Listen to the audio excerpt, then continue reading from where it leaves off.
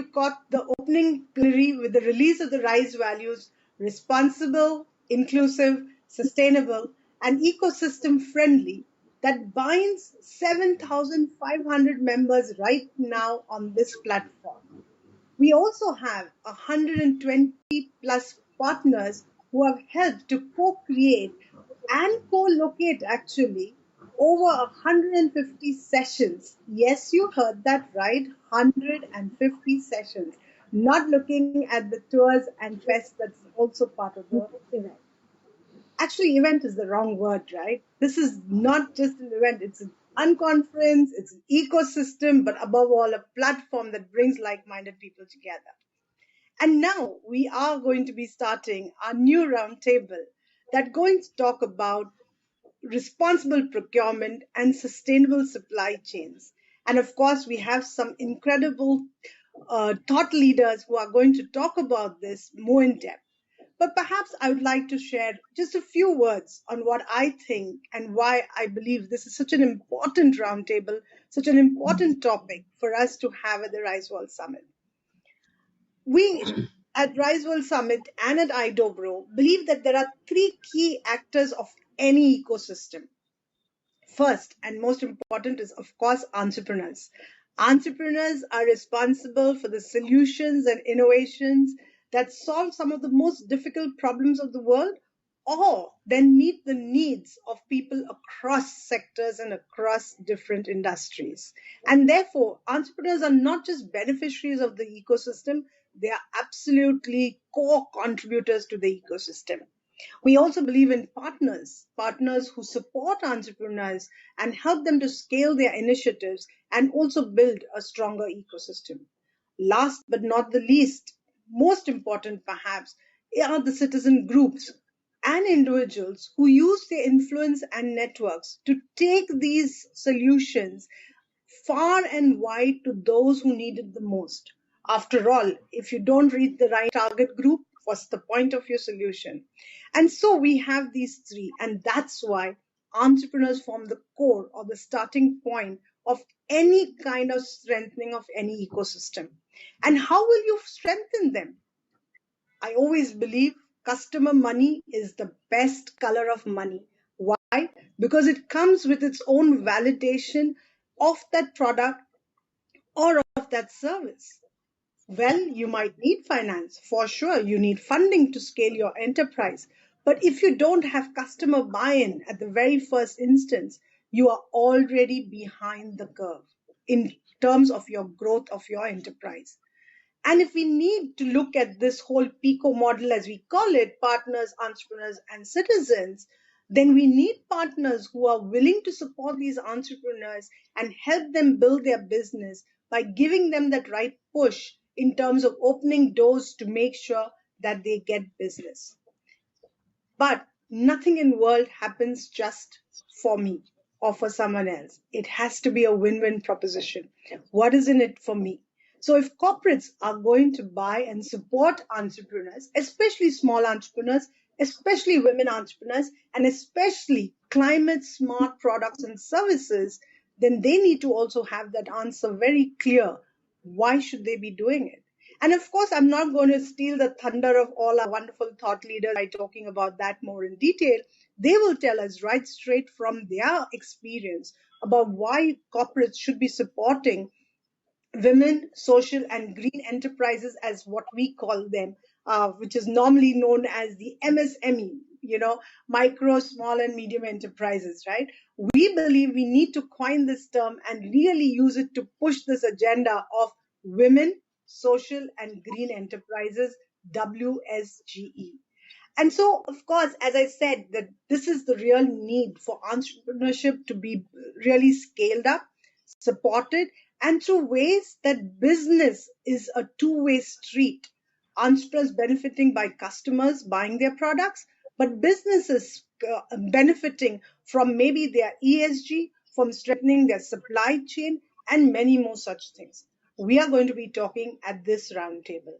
And so once again, I want to invite and thank all our thought leaders and experts who are sitting at the table, but also the viewers who are joining us from all across the world. Please we definitely want to hear from you as well. So, Teresa, I think I'm going to leave it now to you to take it away. Thank you. Thank you, Kiran, for setting the context. Also for sharing information about WSG and our PICO model and how PICO model helps fitting in and taking a social cause using the different stakeholders and personas in the ecosystem. I'm very, very happy and glad to have all the panelists with such rich experience and passion towards making procurement more sustainable, more inclusive. And as the first step, what we're going to do is I'm just going to call out names and designations and the organization that each of our panelists come from and request them to share about their role in procurement and get a little bit background and context about the wonderful work that they're doing. So, to call out our first panelist, I would like to introduce Nilesh Dayalapwar. He's a manager at Capgemini and specializes in circular economy, ESG, net zero, climate modeling, and sustainable IT. Nilesh, I would request you to first start with talking a little bit about your role in the organization for making procurement sustainable in your own company. Yeah, hello everyone. Thanks for the invite. So I'm part of Sustainable Center of Excellence team and working with the procurement team to be more circular. We are doing assessment for circularity of our products, and based upon that, like we had taken certain initiatives like for any IT company, procurement of the product will be laptops or servers. So which laptop to choose, which will be more sustainable, implement certain take back program so that we can reduce our scope 3 emissions. So because also we are reporting as part of our disclosure, we need to reduce our waste. So these are the few practices I'm taking care of right now. And apart from that, I'm working with different clients to improve their sustainability journey in implement sustainable procurement standards, supplier assessment, and also uh, uh, measure their circular economy journey and their circular discourse. Thank you, Nilesh. I would request our next speaker, Roshan, to share about his work with respect to procurement. Roshan Alagaretanam is a regional director for South Asia at WeConnect. WeConnect International and Eroshan have been a long time partner for IDOBRO as well, and we know the passion and the work WeConnect does to bring more women into the supply chain. But erosion in your own words, do share about the work that We Connect International do, along with your own contribution towards procurement. Yep. Thank you, Teresa, and thank you, Karan, for inviting me for this wonderful discussion. I'm Hiroshan Alagaratnam, working as a regional director for WeConnect International in South Asia. So WeConnect International is a global not-for-profit organization that is driven by membership of global and regional corporations and large buyers. So we currently have about 200 plus corporations and bilateral organizations as members for WeConnect International with 4 trillion US dollar annual purchasing power. So WeConnect International's work is to drive more money into the hands of women by enabling them to participate in the global supply chain and the marketplace. And we create a lot of platforms and opportunities for women and corporations to meet together and exchange business ideas and also do business pitches and identify business prospects. And WeConnect International is also doing a lot of activities to prepare women on business to pitch in front of the corporations by doing various range of business readiness and procurement readiness trainings. So this all helps the corporations to meet their goal in terms of sourcing from diverse suppliers and meeting their supply diversity and inclusion goals. So this is how WeConnect International works relate to the inclusive supply chain and the inclusive procurement efforts. Thank you. Thanks, Roshan. Our next speaker on this roundtable is Chandra Chatterjee. He is a partner at Crescentia Strategist INC. Chandan has also a very strong experience of about 30 years in supply chain management, operations in various kinds of companies, including pharma, FMCG. So, Chandan, over to you. Can you tell us about your work with respect to procurement to make it more inclusive and sustainable? Thank you, first of all, everybody, for inviting me to this beautiful, wonderful conversation session. Thank you, everybody. About myself, Yeah, I have been unfortunately working in supply chain for quite a long time now, three decades almost. So operations, plant, planning, distribution, procurement, you name it. And unfortunately, I have lived the day on those. So worked in companies like pharma. Educationally, I'm a pharma background, so predominantly I have exposure and expertise and experience in the pharma supply chain. But also, having said that, I've also worked in companies in FMCG and nutraceutical and other healthcare related services. So I have been leading the supply chain for various organizations like Torrent, Zydus, Pharma. Um, when I left corporate after almost 2.5 decades of experience, I was heading the supply chain of Zydus Wellness, the FMCG company. You must be hearing the brand names of Glucon-D, Complan, Nycil, Sugar Free. So I was that. Then after I thought enough is enough. Let me have something on my own. So last few years, I'm on my own, offering my consulting services, business transformational consulting services to precisely MSMEs.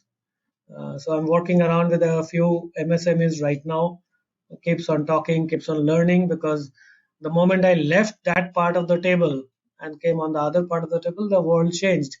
So it's a different world. Challenges are different. And being a supply chain guy, challenges excite me. Does not give me a challenge at all.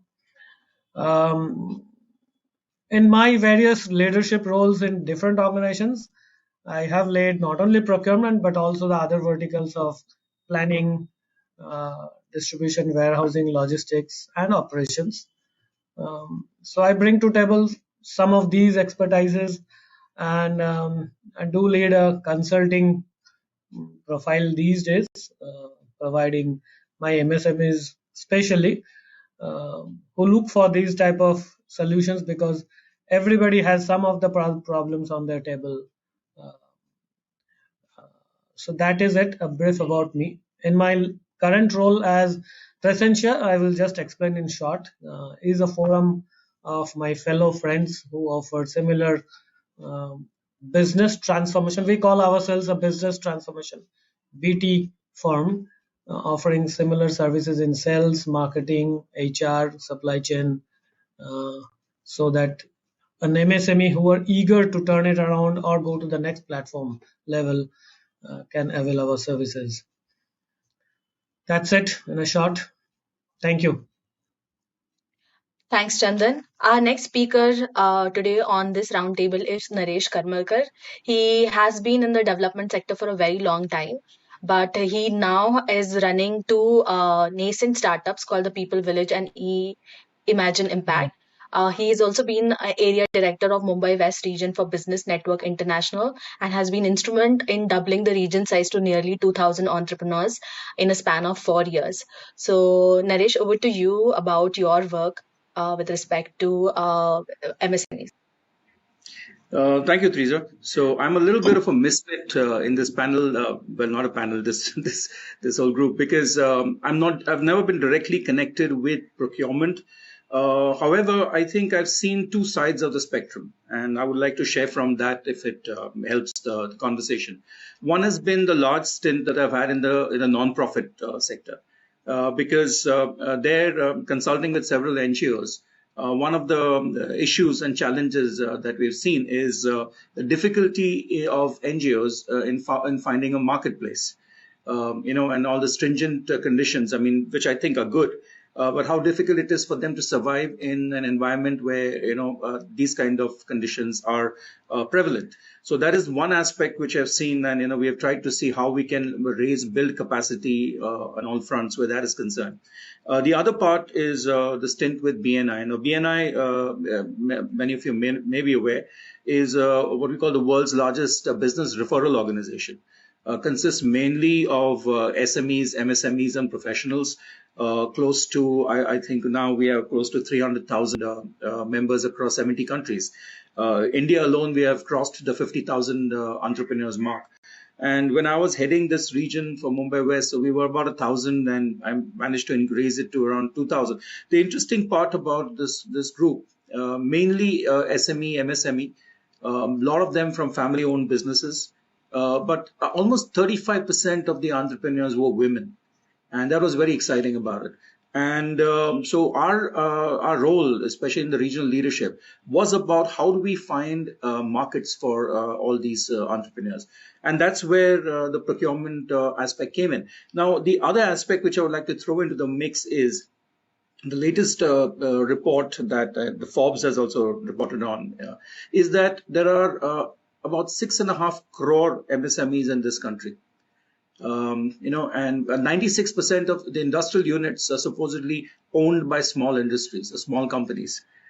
So the idea is when we talk about corporates and supply chain and responsible procurement, we need to also focus on how these MSMEs are procuring themselves, apart from being part of the procurement chain for corporates, because we need those good practices to come in there. Now, there are challenges about that, which I'm sure we'll go into in this conversation, but I think that is an aspect we can look at in this whole thing. Yeah, that's my bit. Thank you.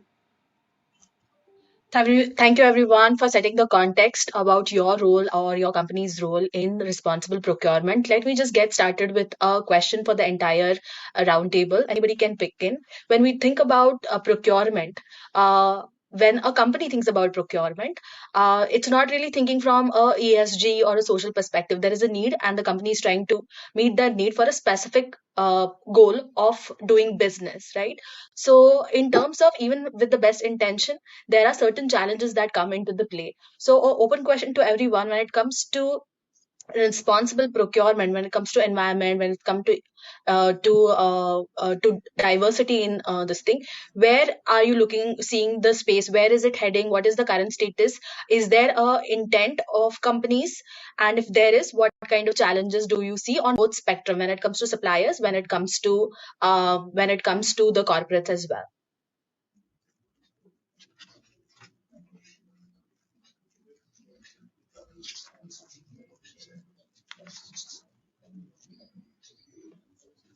So let me take the first. So coming to the current landscape or current situation, if we say, and given my hands-on inside view of the world, because I've worked in large, to the context of Indian context wise, these are the medium to mid large corporations. Yes, these are the buzzwords: inclusive procurement, responsible supply chain. These are, and I'm very frank and upfront, these are still a very, very lucrative buzzwords within the boardrooms of corporations. And when I say corporation, they are large, 1,000 crore plus, who will feel shame to call themselves MSME, but larger enough.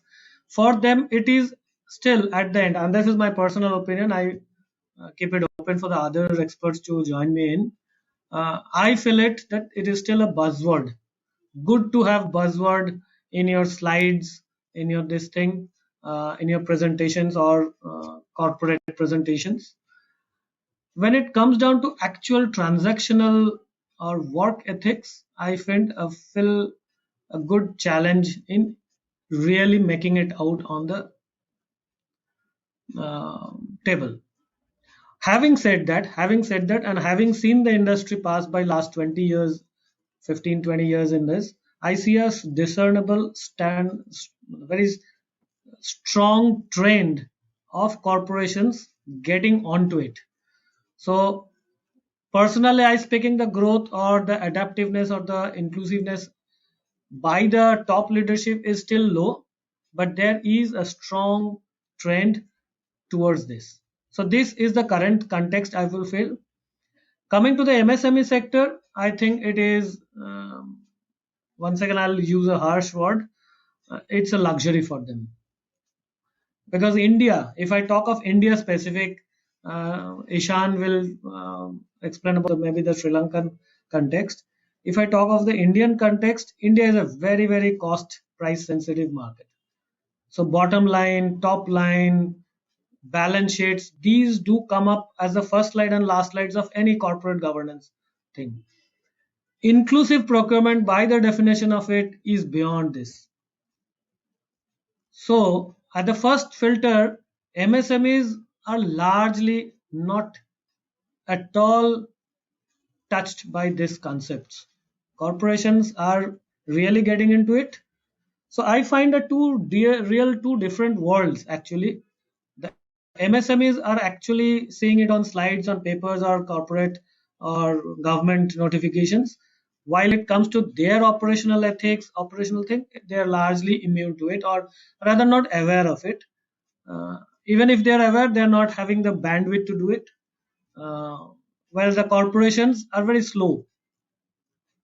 So this is the current context. But having said that, I see a very encouraging trend that people, the micro and the macrocosm, the government policies are really coming up in a large way so as to have a top-down approach or a holistic approach towards this, because this is beyond your balance sheet. Whatever we'll discuss today is not going to affect positively your balance sheet. It is most likely to affect in the mid term or short term negatively maybe. So there are hardly a very handful of corporations top leaderships who do accept this, own this thing, and then still get going. This is a very sad statement, but it's a fact as of now. And this is my view. I think Naresh or Nilesh will have their own views on this. This is the context or landscape that I'm in. Yep. If I can come in here. Oh, sorry, Nilesh, go ahead, please. Was it Okay. Roshan? So, Oh, it yeah, is okay. okay. Yeah, Roshan, go ahead. Okay, thank you. So, Chandran, I agree, your statements, and we have nicely explained these changes in the landscape in three sectors like operations, MSMEs, as well as the government side, the policymakers for enabling environment. But the landscape that I'm noticing now, in the last couple of years, especially in India and the South Asian countries is about an increasing, responsibility and the willingness from the corporate leadership as well as the people down the line who are implementing this work in terms of inclusive procurement. I'm not sure, the reason for this kind of changes, but also we would like to admit that a large and lot of amount of work is going into creating awareness for these corporations and MSMEs in terms of the economic benefit and social impact, about because of the inclusive sourcing or procurement initiatives. Because it's, the recent World Economic Forum report also says it will take about 131 years to close the gender gap. It's huge. Nobody's going to live, we are not going to see that. So it's the responsibility of every leaders and every corporates in the sector to take this step.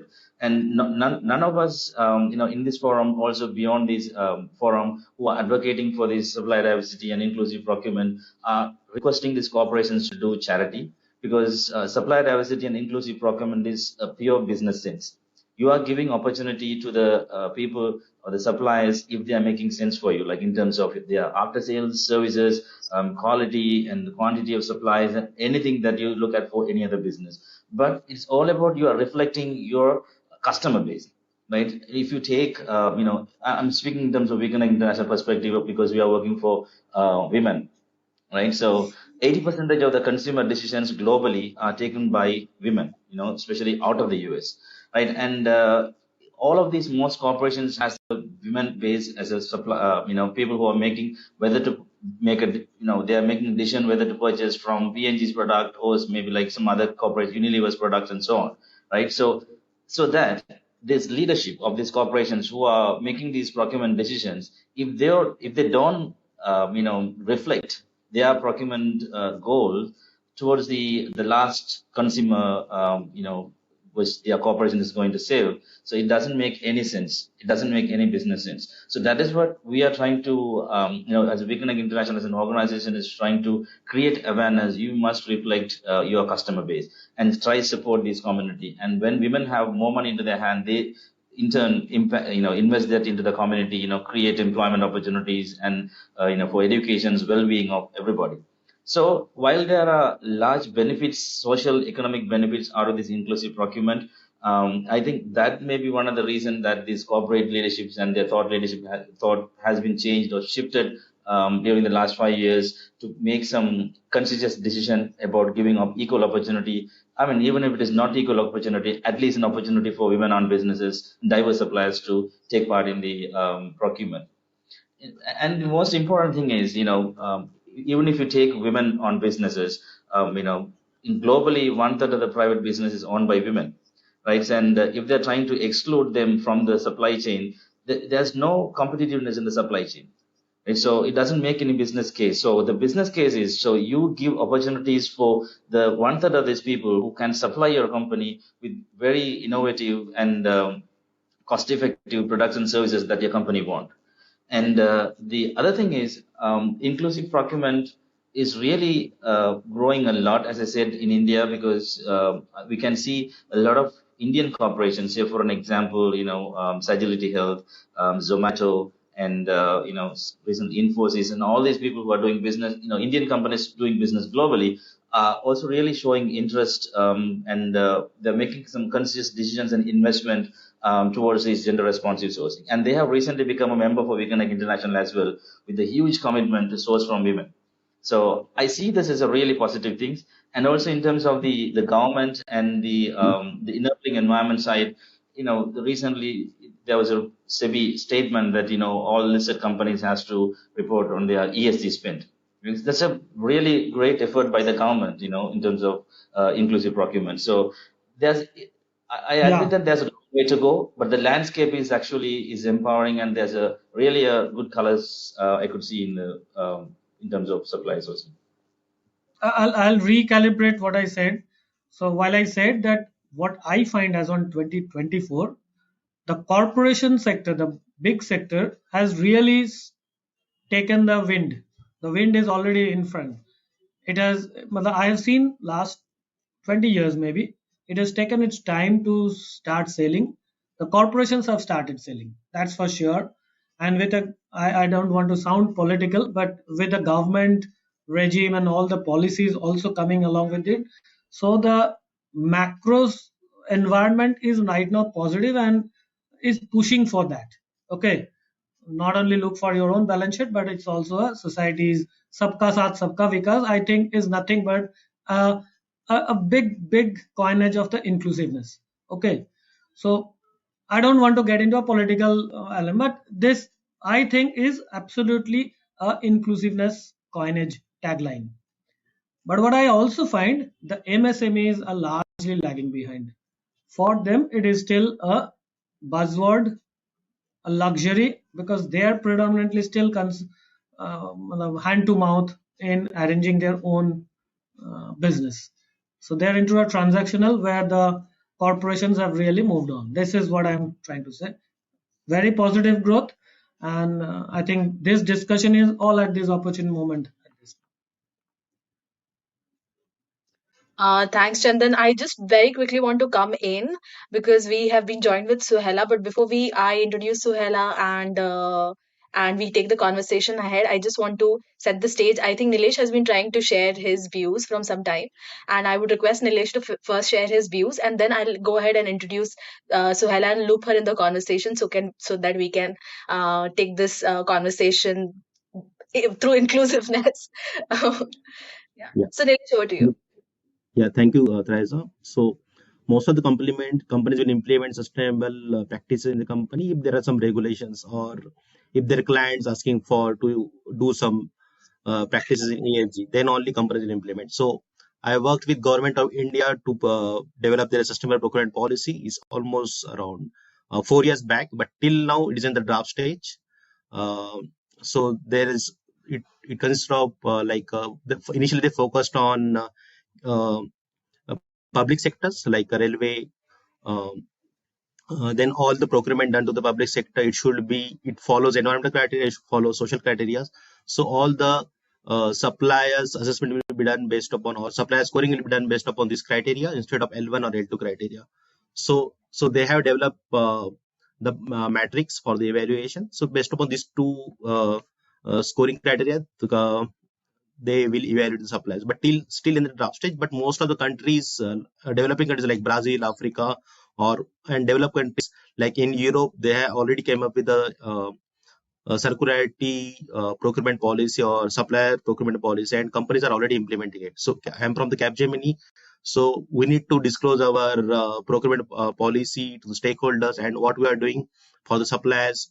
And if few suppliers they are doing some innovation, we need to fund them so that they are doing good best practices. Suppose for the hydrogen implementation of hydrogen or development of hydrogen or circularity related projects, so companies will fund them, and because of the for those companies like SME or MSME, the cost is very high and it's not feasible for them to invest initially, so they will go to the companies to grant them for certain projects.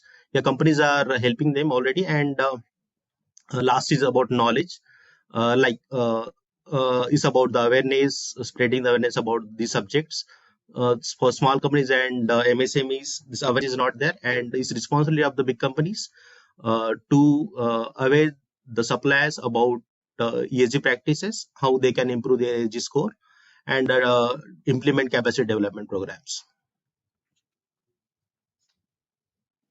Teresa, I know you're going to introduce Soela, but can I just maybe respond to this so that we can close this section really very quickly? I'll be very, very brief. And Soela, my apologies. And I'm so glad to see you in the session, because I know we've been struggling with those tech issues. But, where there's a will, there's a way. And I think that's exactly what I want to say to what, both Chandan and Nilesh, I think, responded to and say. Erosion, of course, is on the same side of our table. So we are saying the same thing, right? I think, where there is a will, there is a way. I think that is really it at the end of the day.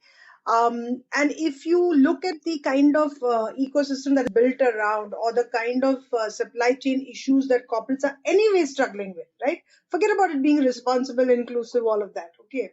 But they are struggling with it in any which case. And vendor relations sometimes can be a very, very thorny bed of roses, right? I mean, literally, correct?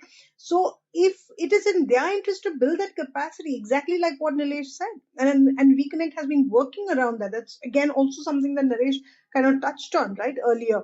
So we need to have many others come into this, and perhaps we understand that that's not corporate's primary responsibility to look at capacity building of the ecosystem. We understand that. But even if you do it with a narrow interest of the business case that Erosion spoke about earlier, I think that in itself is good enough. The problem is, and Chandan, I completely understand, when you have a lived experience, then that will come through, and it should, because that's the only way we learn from it, right? And that's the only way we can take it forward as well. So completely understand the lived experience that you're sharing with us, and I'm so glad you're doing that.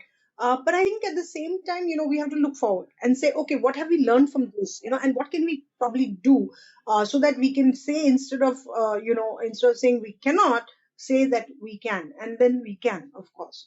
So I think that's the way I look at that. So thank you very much. And Teresa, yes, please go ahead. Thank you. Sure. Sorry, Nilesh, but I really want to introduce Suhaila so that she can join in the conversation. I thought Suela should get a little more context to what was spoken earlier, so that's why I said let me go before her. But yeah, absolutely. So welcome, Suhela. Thank you so much for joining in, and thank you for your strong will to be here. And we are having a fantastic conversations about inclusion, about sustainability, and the will to have a responsible procurement in a corporate, in a company. So to introduce Suhela, Suhela is the country program manager managing World Economic Empowerment with UN Women. She leads the program, and her portfolio focuses on women's access to skills, employment, and entrepreneurship opportunity. So, Hela, before we head ahead, I would request you to just give a small introduction about the work that you do beyond the introduction that I gave, so everybody has a context of how it aligns with responsible procurement.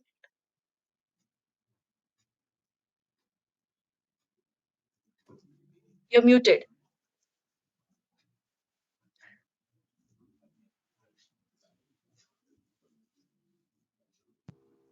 Okay, am I unmuted now?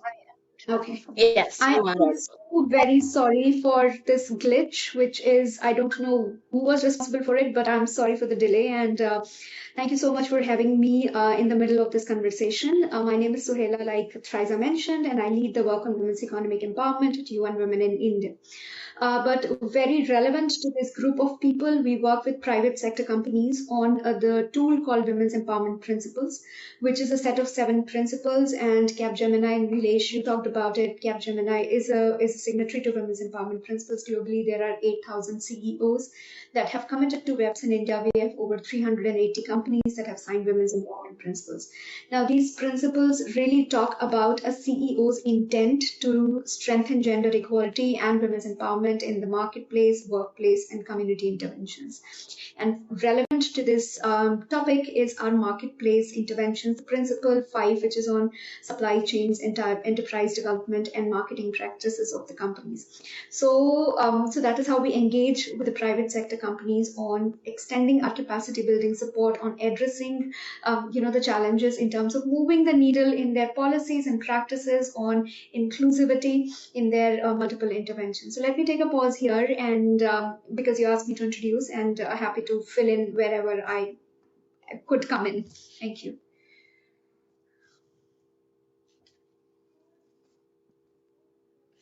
Thank you, Suhaila. Naresh, do you still have the have the strong desire to come into a conversation about companies and their procurement policies?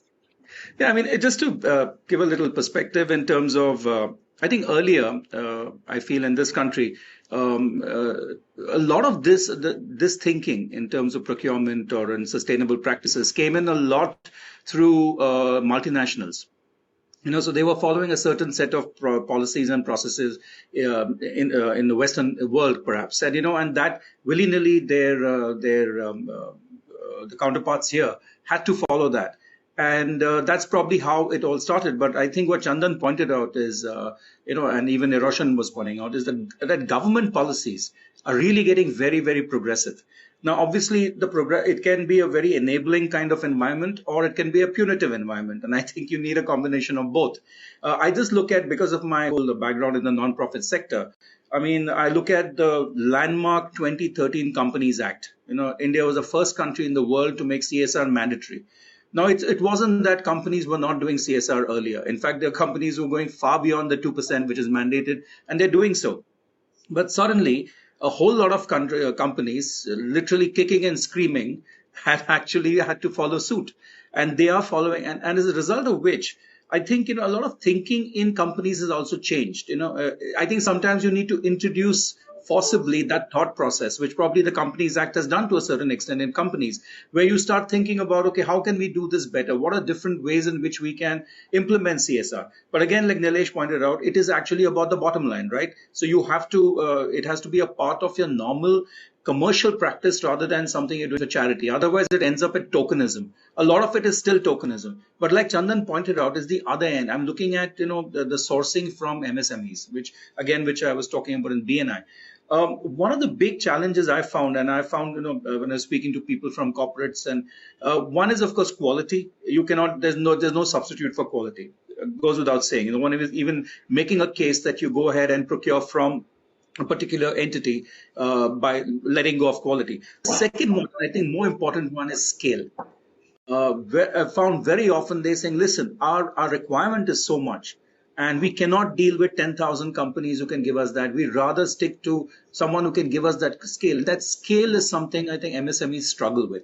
However, again, like what Karan pointed out, and a thought which just came into my head, what if, say, companies decide that, okay, these 5 companies or 10 companies are producing good quality stuff, and we want to, and we will support these companies to achieve scale. I think that will be the single most big contribution that companies can do to help this, and it will just sustain the procurement model in a more sustainable way, I feel.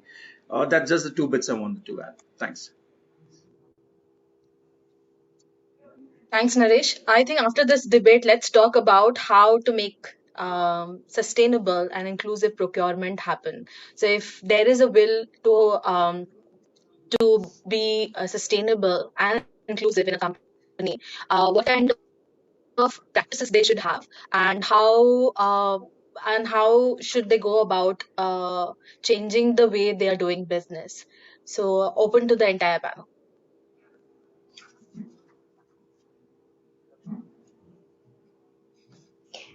Um, I can come in here and reflecting a little bit also on what we have been trying to do as UN Women in this area. So, like I said, that we have at least in India we have over 380 companies, but which are a mix of very large companies as well and very small companies as well. To many of them, the procurement policy also doesn't apply. They don't come into that category of having those extensive procurement policies.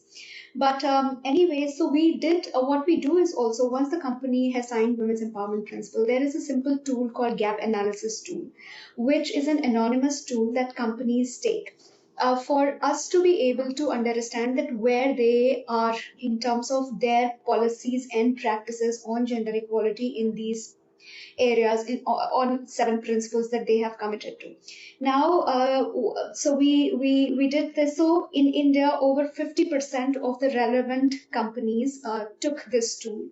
And we found that the companies is struggling in two major areas. One is women's leadership at the highest level. That is the issue that keeps on coming over and over again. And second is on the supply chains, on the inclusive supply chains, on the supplier diversity. Now, and we interacted with many representatives of these companies and trying to understand that, okay, what are the challenges and how. So, what we found is that, for many of them, they got to know about gender responsive procurement as a term for the first time, that, okay, there is something called gender responsive procurement as well. Okay, so that is what the baseline is. That is where we are starting.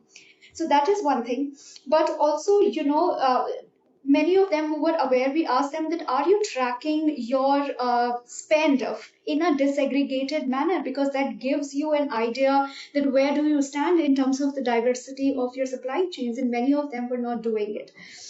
And I think the third thing which came to light from this was also the fact that some of them were very, very progressive and said that we would like to engage with women-led businesses, but we don't know where these women-led businesses are. How do we reach to them? And it is very difficult for us to just identify those women-led businesses as well. So what we did was that together with Confederation of Indian Industry, we Connect International and UN Women, we rolled out a training program for for these 20 companies. We invited, sent an open invite through CII network, through our reps companies, and there were 20 companies that nominated their senior procurement leaders to this 6-week training program. And this training program again was around creating that knowledge and capacity on the gender responsive procurement. One of the things that came up is that again that there were very, very few companies that have a proper policy in place for gender responsive procurement. I mean, many companies were not having any policy, not even the mention of gender responsive procurement in their larger corporate procurement policy.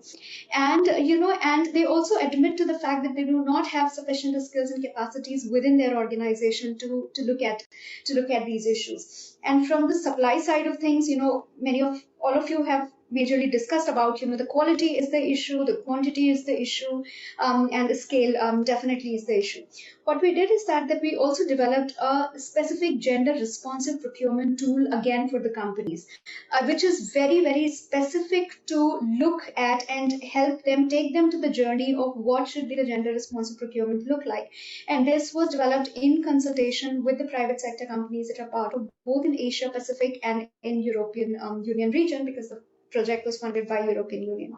Now the tool allows the companies to assess their base, and also what can it's itself sort of guiding questions that would also gives you an idea of what needs to be done. Okay, if I'm stuck here. So happy to share the tool with you and with everyone. But the point that I'm trying to make is that the gender responsive, when we look at gender responsive procurement, it's of course, your procurement from women-led businesses and diverse suppliers, but also procurement from gender responsive businesses themselves. So, the businesses that are promoting gender responsive practices in terms of their workplace, marketplace policy intervention. So, so the gamut is big here. So yeah. But you asked that what is it that needs to be done in terms of by the companies and to facilitate to strengthen their procurement of efforts. I mean, I know the term reservation is really I'm just throwing it here. There might be views, but really, because of the way the historical, challenges that women face, I think there has to be a preferential treatment set aside. I mean, if you are really wanting to move the needle on gender equality, you have to have those resources set aside and walk the talk in terms of creating that, that opportunity for women to be able to, come in. There is a Vietnamese law on public procurement, that gives preferential treatment for bidders employing women during qualification for bidding. However, like Naresh, I think you mentioned progressive policies. I mean, India is one country where we have progressive policies on many counts. We have many progressive policies, but I think the implementation, when it comes to implementation, we face real challenges. So, we have GEM portal here, we have MSME, the order which says that certain percentage has to be 3%, I think, of the public procurement has to come from women-led MSMEs and things like that. But, in 2020, it was, despite this order, there was only 0.6% was procured from women-led businesses eventually. So, there has to be a sort of an implementation and walk the talk kind of attitude. And also, minimum requirements of the companies also can set up the minimum requirements from their suppliers in terms of, practices, gender responsive practices. Do you have sexual harassment at workplace policy? Do you have, do you have maternity benefit? Do you have paternity? So things like that, which also raises now the suppliers also need to be able to, when the brands or when the companies ask these questions, it makes things work. It happens. And the final thing I want to say that, one of the things that we found from women-led businesses was that they want to, but they also don't know how to approach, where to approach. So I think a communication on the company's website, or some outward facing communication that enables women to know and create awareness that, okay, this company is looking to procure from women-led businesses, and there are systems in place to support. Let me take a pause here, and happy to contribute to this conversation. Yeah.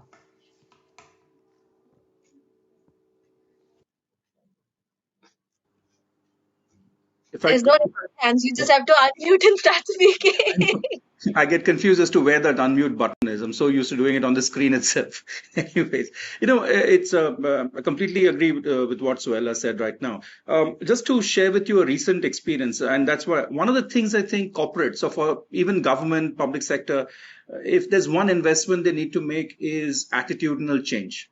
I think sensitization was the biggest roadblock. I'll share an example. Just about a month ago, a friend of mine, a woman entrepreneur, she was looking for a loan to expand her business, and she went to this particular bank, and he kept on throwing hurdle after hurdle at her, and she went back every time, completing whatever he asked her to do.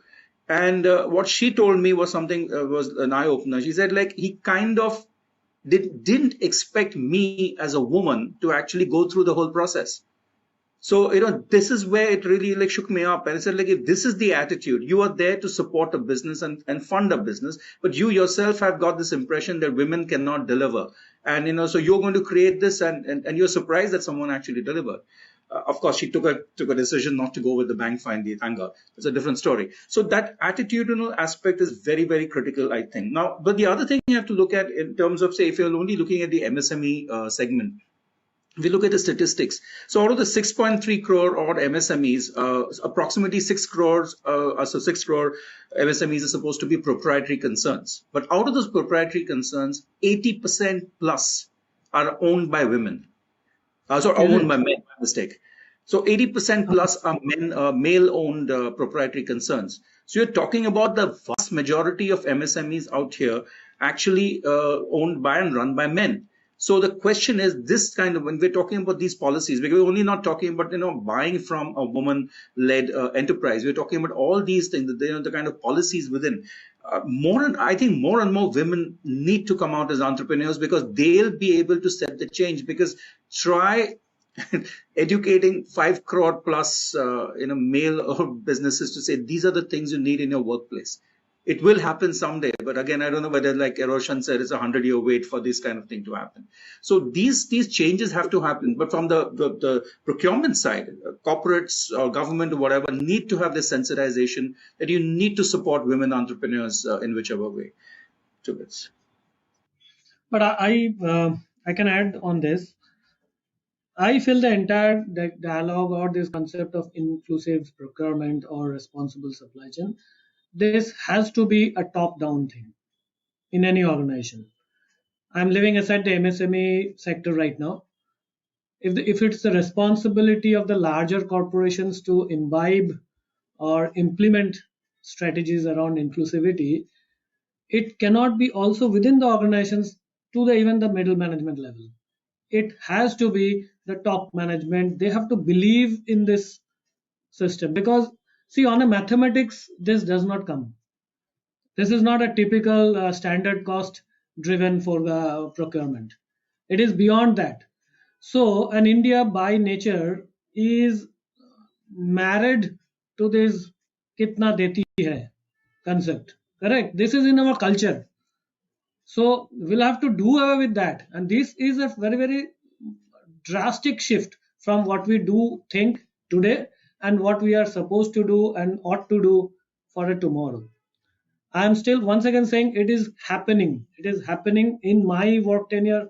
I have seen large companies taking up this giant steps, although very small steps, but it is in that direction surely and steadily. Very much supplemented by the government and the administration's overall policy making thing that is helping the cause.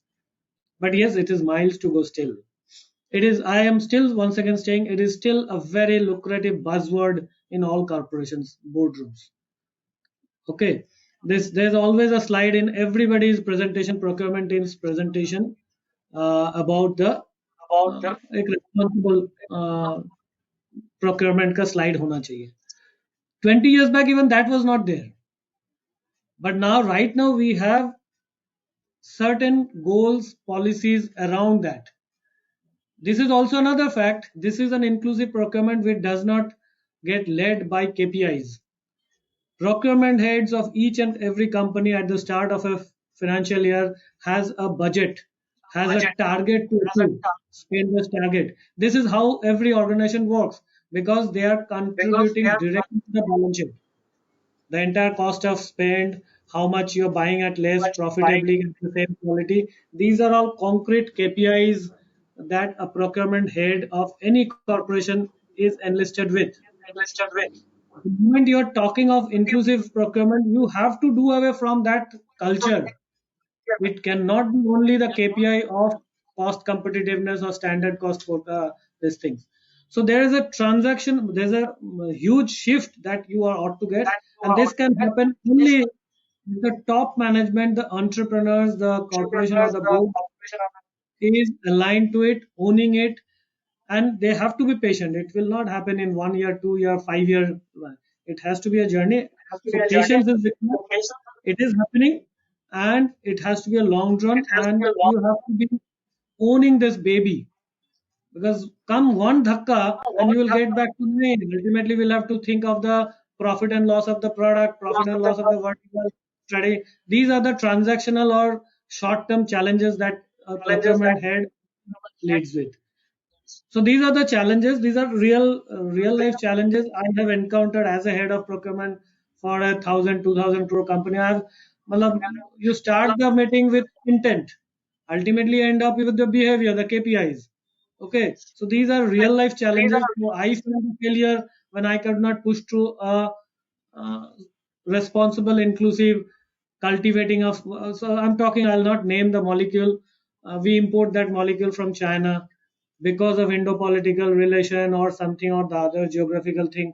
We needed to de-risk that.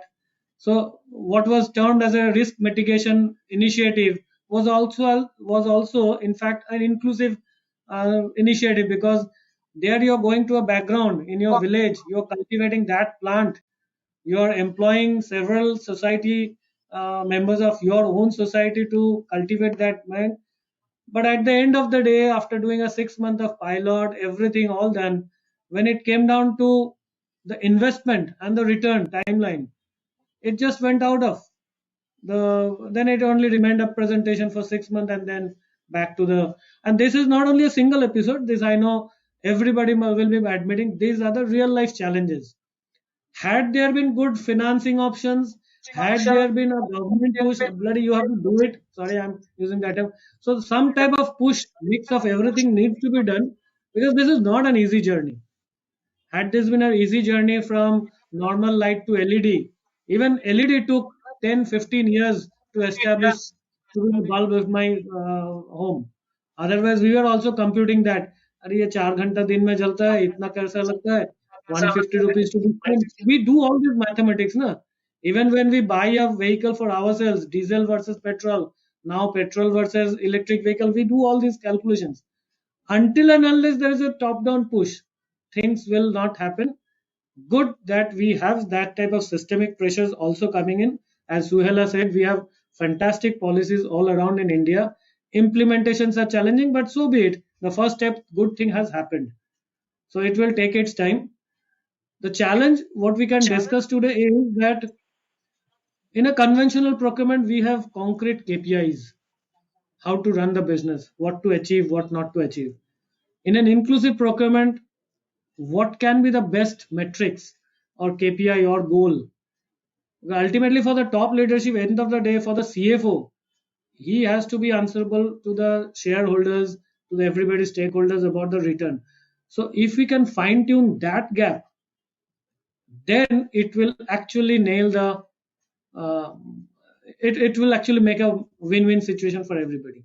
आज के दिन में the major hiccup is we are actually falling short of finding a good KPI or metrics to quantify the benefits of inclusiveness procurement and how does it impact And your that is balance. going to be my next question for Nilesh. I think Nilesh, I know as a professional, he's been very, very passionate about circularity and about making the supply chain very sustainable. So Nilesh, why don't you tell a little bit about the policies that you were referring to? Also, how can companies make their, like, the practical ways, like operational ways, if somebody is a procurement officer and wants to, push that agenda as Sendan said, for a buy-in, what are the ESG matrix or ESG ratings that, or even the compliances that they should be using to get a buy-in from their management?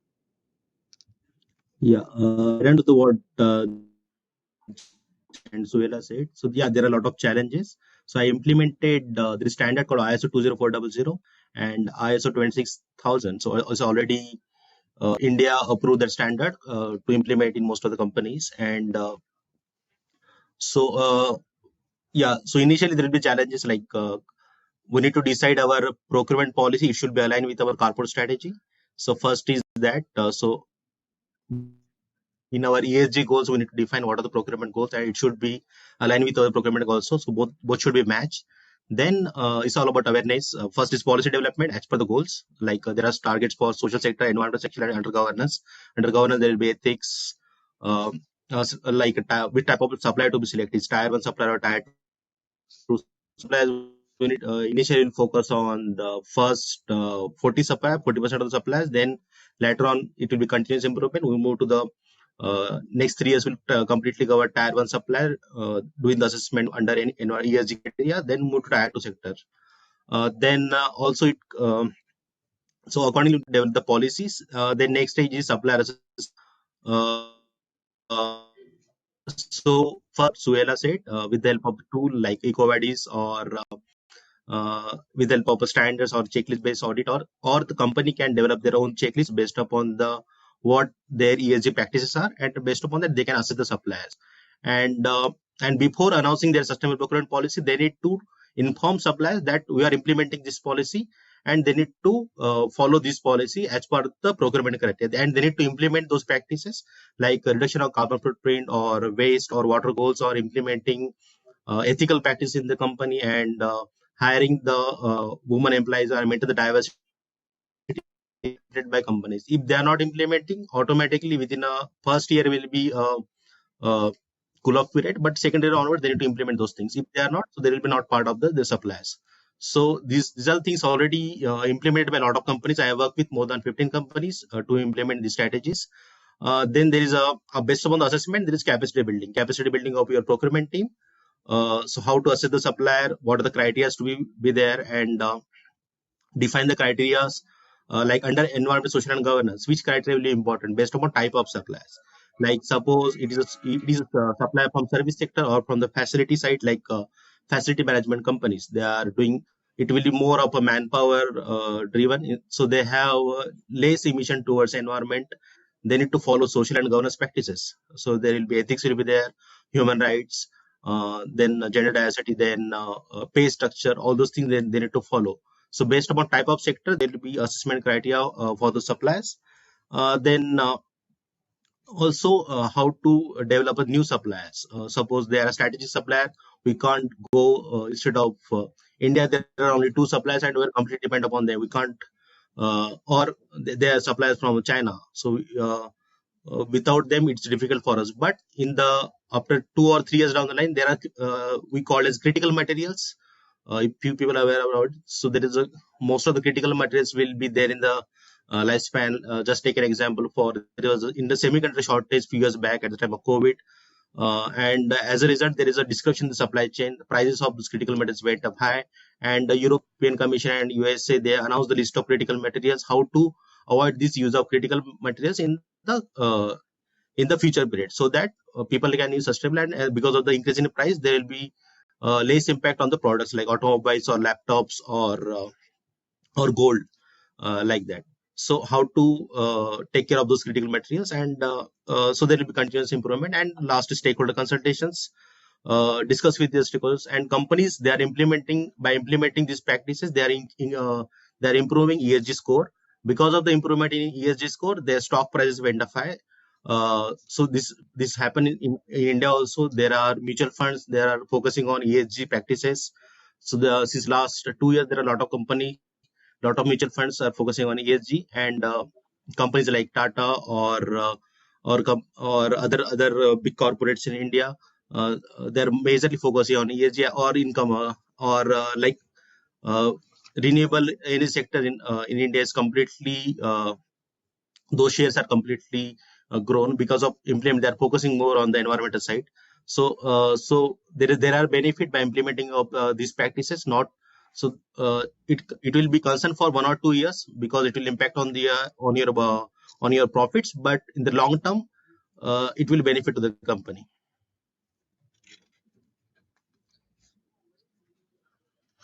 Thanks, Nilesh, for the practical insight. My next question, I am going to first ask Roshan, and then other panelists can jump in to respond as well. So we work with women entrepreneurs. We know that they have the capacity to become vendors to large-scale multinational companies, but there are certain elements that do not really come out in their conversations and details. So there is a sub-question to it. One is, how can women enterprises showcase their capacity or capabilities, or what is it that they have to like really look at? And on the flip side, how companies can make it easier for these women enterprises to approach them or to get in touch with them, or just making them comfortable to reach out to them. Yeah, so opening to Roshan first. And All right, thanks, Trisha. Yeah. So, yeah, for in terms of capacities of women-owned businesses, I mean, not the one size doesn't fit to everyone, right? So that is why the owners of this business has to understand what are the areas they need to improve to gain more business opportunities for their particular business. Because if you take the women-owned business in India, most of them, like about 40% of them are like within 0 to 5 years in the operation.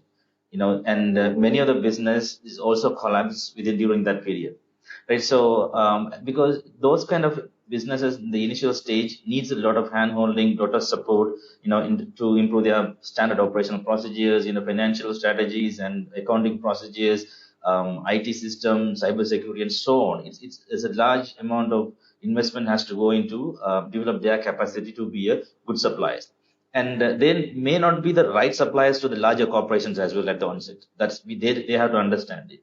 So they need to really understand who are their stakeholders, who are they going to pitch their business. And for an example, a business within just 0 to 5 years experience in the trade and wanted to do a business immediately with IBM, so it's not going to be successful, right? So they have to aim the tier 2 suppliers of IBM or tier 3 suppliers of IBM and then get into their supply chain gradually, and so that they get an opportunity to improve their skills, they learn the business tactics and the systems, and then they can gradually go up in the ladder. And because I mean, WeConnect International has also recently launched a tool like global, procurement readiness assessment tool for women-owned businesses to understand their business capabilities and see like where are they in terms of the business maturity curve, right? So are they in the operational stage or growth stage or the maturity stage? So depending on that, so they need the system shall suggest them what are the trainings or what are the areas they need to improve in their business to gain more business opportunities, right? So that is really an important thing, understanding what you need and how you're going to invest your time and energy and resources to develop your business to get more opportunities with corporates. That's one thing. And generally, most of the great business also fails, women-owned business also fails, and they lack about the technical or maybe experience and capacity about how to pitch for the corporation, right? So they may be having a wonderful products and service ranges, but they don't know how to pitch that to a corporates within a short period of time. And so that is why they lose a lot of business opportunities. And we came to know that through a recent survey that we have done from our corporate buyers. So because we do annual surveys among our members to understand where are the areas that women need to improve to get the business opportunities with them. So, I mean, there are a lot of opportunities, resources available, freely available everywhere, so that they need to like invest time to learn about it. And so, for an example, when they go for a business matchmaking or maybe a business networking event, they have to prepare a lot, right? So, in a hurry to go, they don't really invest time in preparing, but they invest a lot to attend those events, and at the end of the day, they fail. So there are a lot of elements that women-owned business has to be very careful before they approach the corporation, and also like the homework they need to do to improve their business. And for corporations, like they also need to be transparent, right? And also the main issue is, as Suhela also was telling, women don't know where the opportunities exist. They don't know where to find the procurement opportunities. That's one of the prominent finding that we also found through our researches. And WeConnect is also partnered with women, UN Women to identify those gaps in the researches.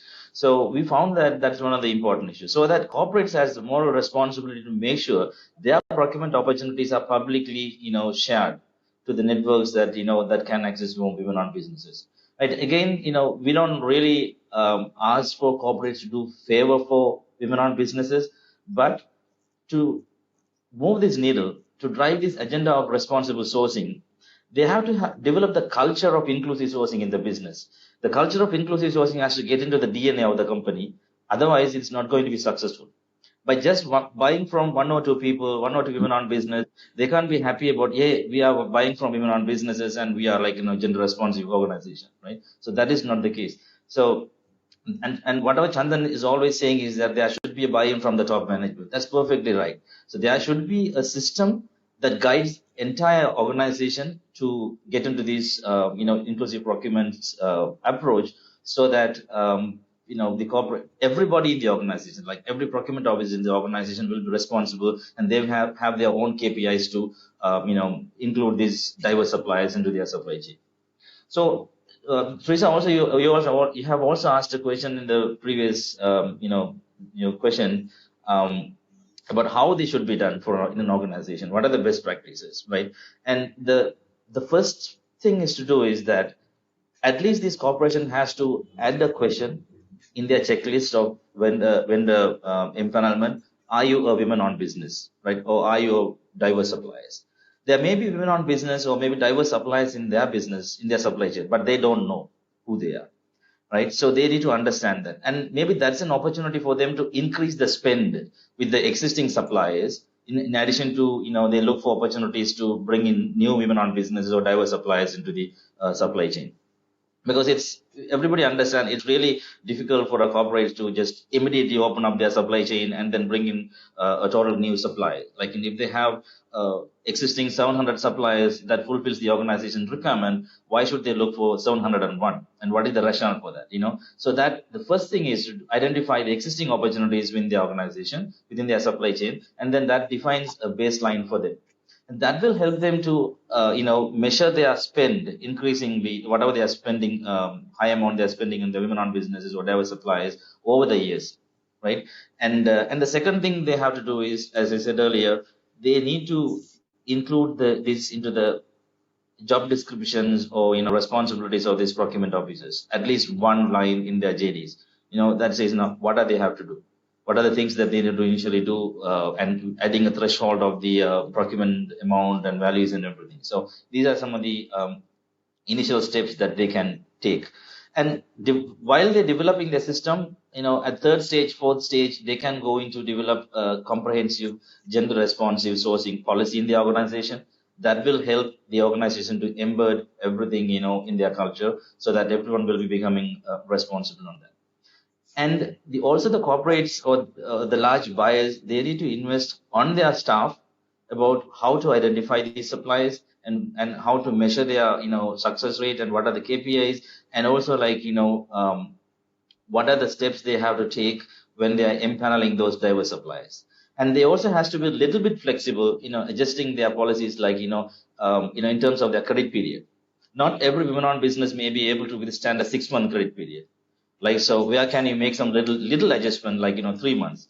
While you are saying, hey, I'm a inclusive sourcing or responsible organization, and then if your credit policy says that even a women on business will get paid after 6 months, so that is not going to be helpful, right? So even there are very big multinational companies, they are struggling with these, chicken and egg situation. They wanted to do, but how they wanted to do, because as Chandan was saying, at the end of the day, it's the CEO's KPI is all about how efficiently he managed the procurement and the balance sheet of the organization.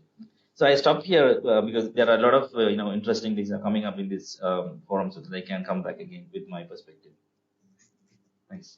Teresa, just before you come in, I don't think any entrepreneur can survive a 6-month credit period. Forget about women. I mean, nowadays it is not more than a month at the very maximum that anybody's going to wait. So 15 days is like the max for turnaround.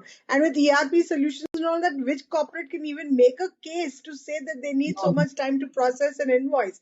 So I think, that really, if that's the case, and that's what you've experienced, because I know, Eroshan, you work with so many corporates. I mean, I would think that is absolutely is definitely something that needs some very radical change to bring in. So yeah, just talking as an entrepreneur right now, I would die.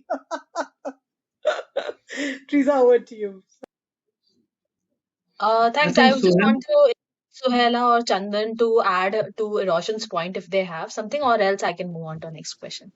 So Suhela, one point of a time discussion, she was telling and used the term reservations.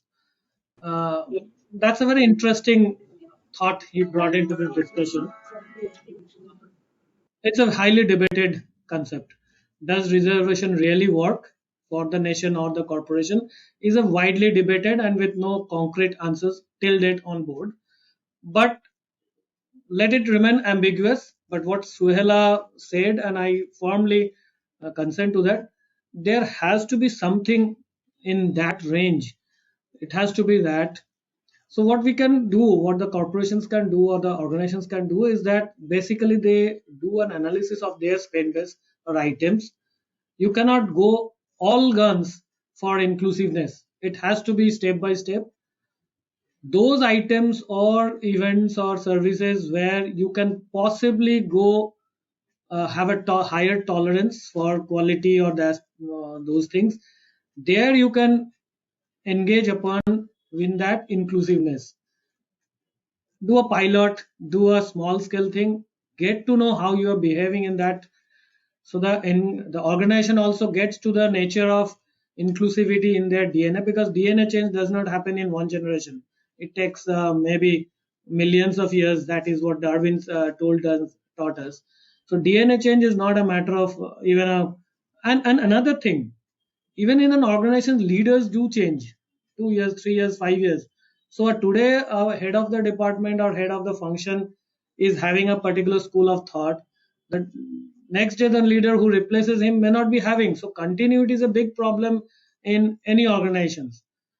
In spite of and despite of that, you still have to undertake a journey which is longer than the tenure of a CEO maybe. Okay, so you'll have to start simple. You have to start concrete on a project base maybe, and whether you call it reservation or allocation, you do that. You publish the reports as per that. So everything has to be governed to give your input, because otherwise everything becomes a theory only. I'm an inclusive procurement head. It becomes a theory. End of that period, you have to show something to the management, to the stakeholders. So why I'm insisting on it is very important, because India specifically is actually on the cusp of that thing. The environment is good, government is wanting you to do. You need to deliver now on the parameters of inclusiveness. So you need to devise some defined quantitative metrics, or maybe a set of policies and goals. There's no Right. single KPI right now, that's for sure. We all know that, whether we admit it or no. There's no Every conventional procurement has a single KPI, least cost of procurement at the same cost, or zero rejection, something like those. But inclusive procurement doesn't have that ready-made these things. It is still a Yeah. futuristic. True. The sooner we devise a set of policies which will directionally take us through that, Right. okay, maybe you can do that. You can allocate 2% of your spend base from a diversified suppliers, vulnerable segments of the society. You devise something like that, and then you watch and publish the results out of it. So Right. thereby you also imbibe yourself a culture, because I, as a procurement head, do not know what does it really mean on a paper. I've Right. read about it, I So, have talked about it in forums, symposiums, but when it comes to delivering in an organizations, uh, so sure. so do something which not impact balance sheet, but at the same time you create a social impact, Right. and then you Thanks. gain confidence when you do it. I think Yeah, simple I story. true, true, Chandan, absolutely. And I just want to maybe give one small example in the middle, and then Suela, I know you also wanted to say, so I will hand it back to you. But very quickly, I would say that there are certain things that when it call about metrics, because we do impact assessment, that people there are many ways to look at metrics, and whether it's an output or an outcome, but that's just one small part, right? The other is what is the intention, okay, and what was unintended. Like I'll give a quick example. We had a case where we were helping a corporate to do some procurement, and they asked me, he says, हम तो बहुत कुछ करते हैं. I mean, let me talk in English so that, so we are doing so much to get women entrepreneurs on board. We are very keen to do it, but we cannot find them. So I said, okay, sir, you tell me what is it you're looking for, and maybe we can try and help you, and identify that. And so he said, yeah, I'll show you the material. And so I said, okay, fine. And then he said something, and I said, sir, if you have a sample, it'd be really great to have it, because I'm not very clear exactly what you're looking for. So he brings me this, kind of like a carpeted material thing. And I looked at it and I said, sir, do you have regular vendors for this? And he said, no. So I said, why in that case? I mean, if you're looking to give it to a woman entrepreneur, do you have an existing vendor that you want to take it away from? So no, I've been trying to get source this for the last 6 months and I cannot find it. So now he's put it in a woman's entrepreneurs list of procurement, so that he can finally show and say, I tried to get a woman entrepreneur, but I couldn't get it. So, KPIs also and metrics also have to be done in a way where what is the intention? Is the intention to just show that I'm doing it, or is the intention to really find the entrepreneurs who can meet your needs, right? So I'm going to give it back to Suela. Really sorry I came in the middle. But Suela, over to you. Absolutely. Well, thank you so much. Fascinating conversation. No, I think just one point that I wanted to also bring in here. I think we have discussed multiple dimensions, but one thing is to also see that how what is the percentage of women in the senior procurement teams of these larger corporates? I mean, I think that is also something which we need to look at, because I'm assuming, and let me put it bluntly, maybe then we don't have these kind of KPIs where they're created out of just to show the change. But yeah, so that is what the point I wanted to bring to the table. Yeah. So if I may just add to what Eroshan said about learning how to present to businesses. In the urban context, I mean, I've been very impressed with the way the women entrepreneurs I've come across with actually can put together a presentation. Of course, it could be a very urban kind of thing. I wouldn't really want to generalize it. Of course, there are certain aspects of business presentations which actually can easily be supported by a WeConnect or any of these organizations, saying how do you really make a pitch. But now, what I want to actually highlight here is a slightly uncomfortable kind of thing, stemming from the question which has come into the general chat as well. I actually had this feedback coming in saying procurement managers in companies do not like to deal with women because they cannot discuss the cuts with women comfortably. So a lot of women lose out on that because they cannot discuss this aspect. How much, what percentage am I going to give you if I get this order? And, like real politics, this is real business. So this is also one of the factors which kind of drives women away from these opportunities. So I just thought I'll put it out on the table. But I don't think Thanks, so. Naresh. Yeah, so Chandan, you can quickly respond to it, but I want to bring the conversation a little bit attention to circularity also, and the vendors who are working on circular products. Yeah, Yeah, and Chandan. we have just half an hour remaining. So quickly time passes, I tell you. People always tell me, 2 hours is too long, but you just don't know where it disappears. So yeah, let's move to the circularity really quickly. Thanks. Yeah. No, carry on, Teresa. I think what Naresh said, I think this must be a very one of our, well, my personal experience, this must be a very, very insignificant Not maybe. really. I mean, we can agree to differ on this, but I've seen a lot of that Yeah, happening. let's take this piece of conversation offline. Maybe post this roundtable. But Nilish, very quickly, we work with a lot of circular entrepreneurs who are working on creating alternatives for plastic products. Since the product is so innovative, these products are so innovative, they do not have the capacity to, produce large quantities. Also because they're startups. So when there is so much innovation happening, when there is so much of disruption happening with respect to circularity and such a nascent stage it is, how do these young startups become vendors with companies who also want to be circular? Okay. So if they're adding some value, so what other competitors are not doing, then we can take that supplier. So first is value add on and how how they will differentiate from the other suppliers. Then if company have the policy like to go for new suppliers or for the startups, then as per that policy we need to select those suppliers. And also if we are okay with the suppliers and we have a demand for and already we have established like consider for the e-waste, already we have established players in the market, but they are we don't know what exactly happened to that at the end of life to that e-waste, but they have come up with a solution that will track completely from the start to end the complete process, and what happened to that e-waste, how much it is recycled, if it is recycled, how can improve that recycling score. Instead of right now global percent is only 17%, but government is claiming in India is more than 70%, but there is a lot of gap in that. And because this is 6 or 7 years old practices, and so so if they are covering that gap and they are come up with innovative solutions, companies will support them, because companies like Capgemini also facing these challenges right now, and it's difficult to track what exactly happened at the end of life, because there are a lot of unorganized sector in India who is handling waste is close to 60% of this waste, but we don't know what happened to that waste, and mostly it will be segregated or decomposed in the land. As a result, there will be impact on the soil pollution and river pollutions.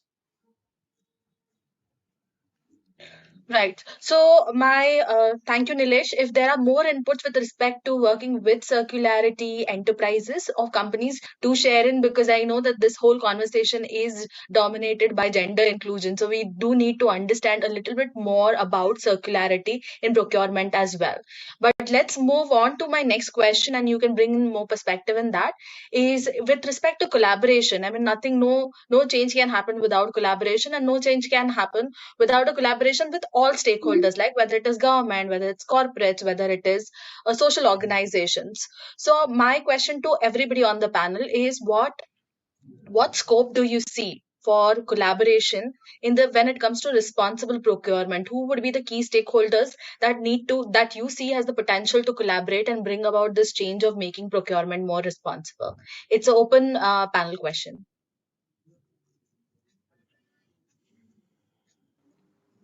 I would say, partner with WeConnect International. So we have thousands of women-owned business in WeConnect International network, who qualify to be a supplier to these largest corporations. And as I said, like that, we have already 200 plus largest corporations, and this 18,000 women-owned business also have opportunity to see their, RFPs, the procurement opportunities, and also any investments that corporations are doing for women, like including capacity building trainings, because there are a lot of organizations like Procter and Gamble, EY, and Goldman Sachs, and they run a lot of capacity building training programs as well. And all these informations and opportunities are shared through a platform to improve the capacities of women, also to give business opportunities for women. So, this is one of the things. Also, like the corporations can, partner with the other, the Chamber of Commerce's, the other diverse organizations. It's not only women, so there are disabled-owned businesses, minority-owned businesses, and veteran-owned businesses in India as well as, across globe. So they need to at least, start looking at those things in big pictures without just, counting, okay, so I have 2 women-owned suppliers in my supply chain, I need to increase it to 3 or 4, just fulfilling the KPIs. It's just, we have been talking about the same thing again and again. So it's all about a culture and your willingness and how we are going to take this as an opportunity for, the inclusive growth. So you have to keep in mind that this inclusive procurement will lead for inclusive economic growth in the country and globally. So that if you know the big picture, so that you can start to make these changes, meaningfully in your organizations. That's what I would say.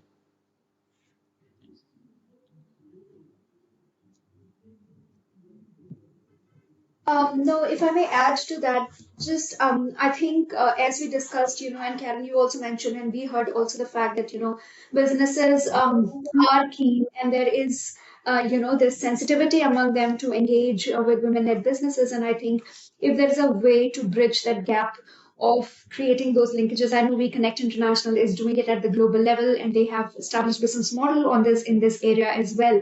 One of the conversations that we were having with some of the companies to say that, would you be willing to pay for these kind of services, if you have access to women-led businesses, and they were quite willing to as well. So there is an intent. So I think we need to really come together. The key stakeholders definitely include the businesses as well, but, platforms where we should be able to have the information about these women-led businesses. So one of the things I think, which is I don't know, which is very peculiar to India, is also which came into our conversation, was the authenticity of the women-led businesses. And I think that is something which came up quite often, that because they have to report back to their diversity, they do have their own KPIs where they would like to track that whether it's not a business which is, of course, on face it's run by women, but everything is being dealt by somebody else. So I think that is what the issue came up over and over again, that who would make sure that these businesses are really authentic. And I think if there could be efforts by organizations together to make sure, by government, by industry associations, to make sure that there is some sort of way to grant recognition and authenticity to women-led businesses, I think that should be helpful as well. Yeah, good point, Sohela. Just to add for you what you're saying, when the definition for women-owned or diverse-owned businesses, at least 51% that it should be owned, managed, and controlled by particular diverse group. So in our case, we say that it is not only 51% ownership, but also women has to manage and control the business. They should have independence in financial decision making, and also they should contribute for the long-term strategy of the business, and also should be part of the day-to-day operations of the business. So, there are so many instances. We also came up like men put a significant percentage of the ownership onto a female counterpart's name to qualify as a diverse supplier. So they just in the paper they look like diverse businesses, but really they are not. So WeConnect International, to address this challenge the corporation is facing, our corporate members have asked WeConnect International to provide certification for women-owned, right? And so there's a women-owned certification available at WeConnect International for any business out of US, because we have another organization which we call WeBank is doing certification for US-based women-owned businesses. So out of US, WeConnect International is doing certification for women-owned business around the world. Plus, in US, we are doing certification for women-owned for those businesses that are owned by foreign people but operating in the US. Right. So these are the things that WeConnect International are looking at. Of course, this comes with a small cost. The starting fee is $350 for any businesses for a period of 3 years. So if you divide that, $350 into 3 years is just $100 a year, which is a small amount, but that give you a competitive edge and advantage for any women-owned businesses to, pitch their business confidentially and to these all corporations. And the other thing is, WeConnect International is just a not-for-profit organization, and we don't make money out of anything that we do, like certification and all. So we have qualified assessors in every country that we're offering certification. So whatever the certification fee that we get, it goes to the whole certification team for the assessment and the consultancy. So if they're all information available publicly. So if anybody wanted to make use of that as an opportunity, they can reach out to us for those email addresses listed out in the website. Thank you. Yeah, but I just quickly want to add to this point. I think, okay, the fact is that there is a fee which is to be provided by women-led businesses, which is again erosion, as you mentioned, it's a small fee, but for some businesses, for some women-led businesses to certify themselves as a women-led authentic business, they have to pay a fee. So, I mean, which is, I completely understand, but I'm just thinking what alternatives could be also there to think of, where either it's a standardized process at the government level, at the industry level, and I'm just thinking in those directions. I mean, of course, service for fee is one opportunity as you're talking about.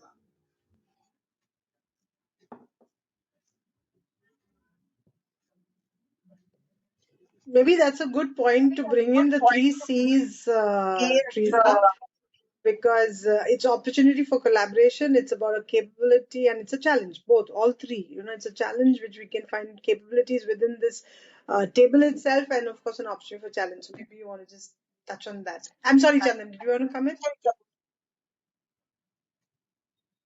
No.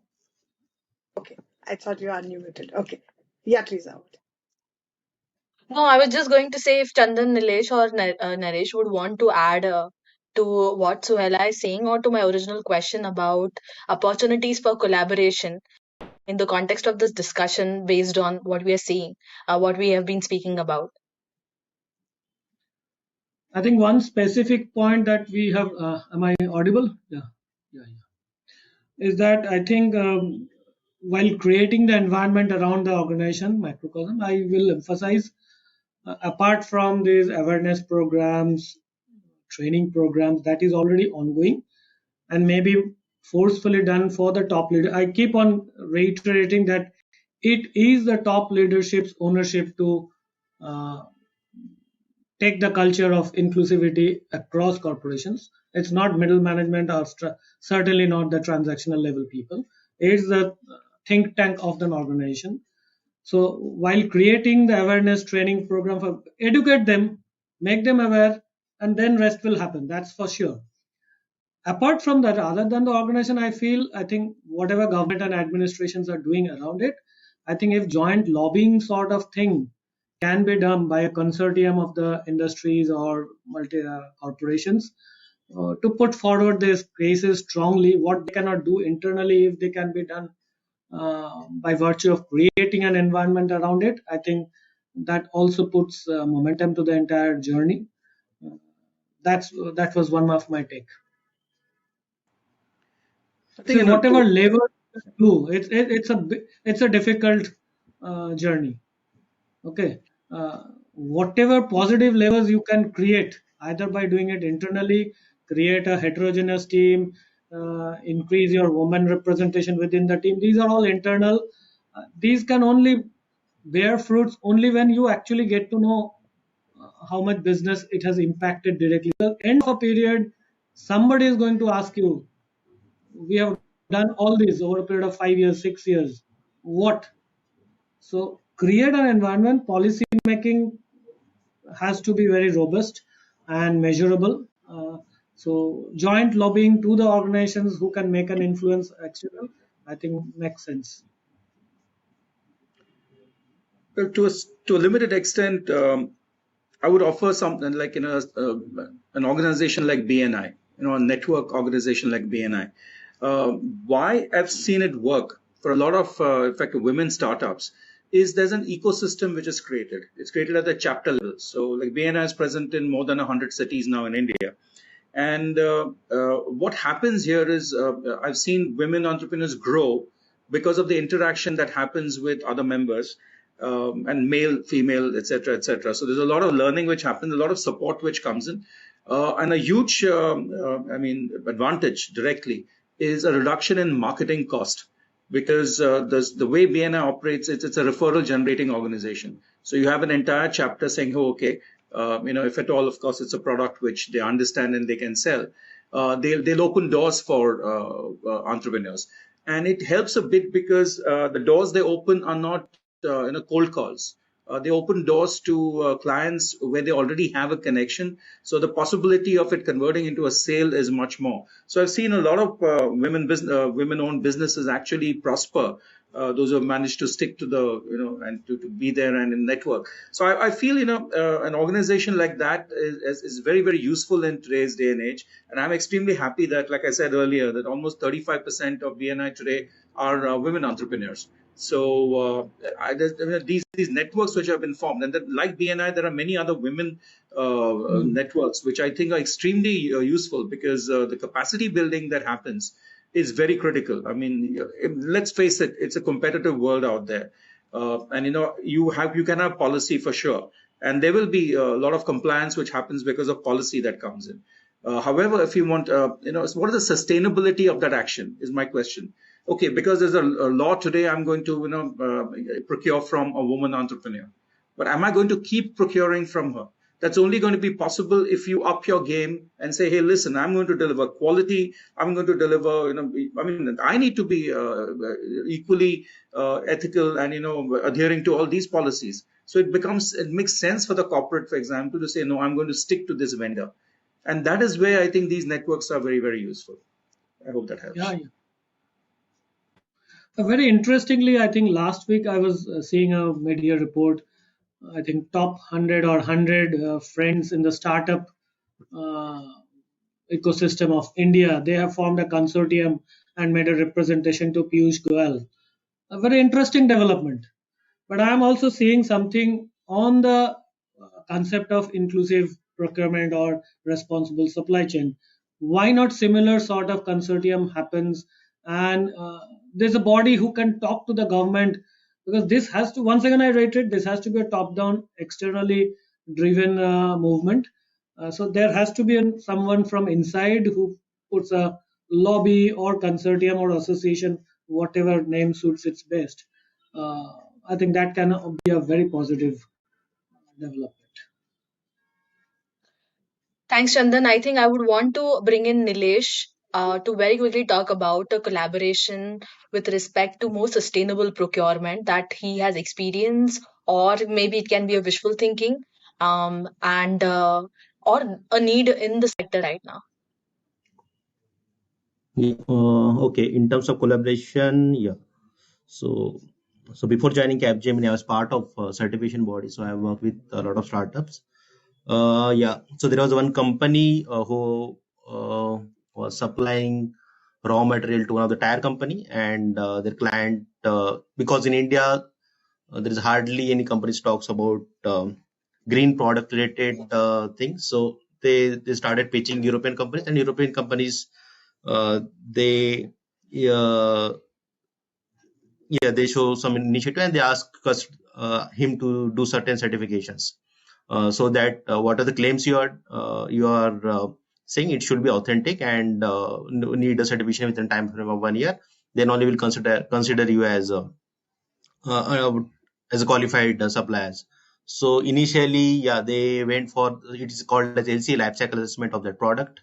So I helped them to create LCA for that product, and also we develop their ESG policies so that in future they should be sustainable, right? If so, they can pitch to other clients also.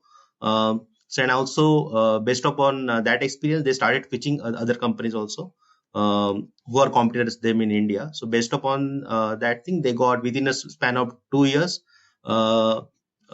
They got more than 10 big clients, and and they increased their capacity more than 3 times because of sustainability certifications in the procurement. And yeah, so if you are doing certain initiatives, and also they claim that they are reducing around 80% of their carbon footprint by taking that product as a raw material to the tire.